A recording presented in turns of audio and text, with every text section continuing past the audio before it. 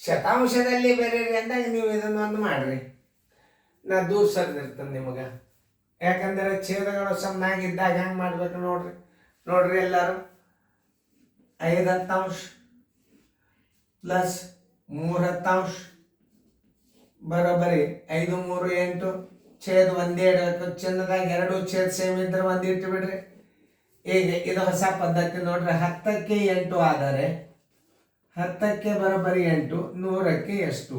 ಇದನ್ನೊಂದು ರೀತಿ ಕಲಿಬೇಕು ನೀವು. 100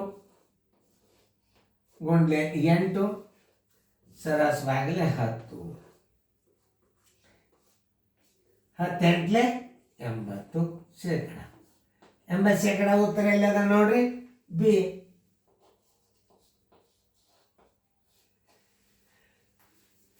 ನೀವು ಇದನ್ನು ಏನಾದರೂ ಅಭ್ಯಾಸ ಮಾಡಿದಿರಿ ಅಂದರೆ ವಿದ್ಯಾರ್ಥಿಗಳು, ಇದು US ಓಲ್ಡ್ ICIC ಅಭ್ಯಾಸ. ಇದು ಅವರು ಒಂದು ಮಾದರಿ ಕೊಟ್ಟಾರ. ನಾ ಎಷ್ಟು ಮಾದರಿ ಕೊಟ್ಟಿರ್ತಾನೆ ನೋಡ್ರಿ. ಈ ಕ್ವಶನ್ ನಂಬರ್ 29ಕ್ಕೆ ಇಷ್ಟು ಮಾದರಿ ಕೊಟ್ಟ ನಾನು.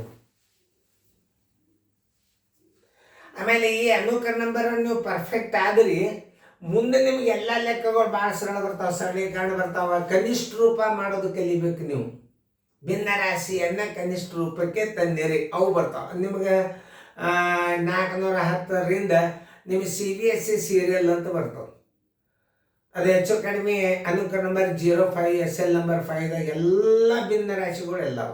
250 ನನ್ನ ಅಂದಾಜು ವಿಡಿಯೋ ಇರಬೇಕು.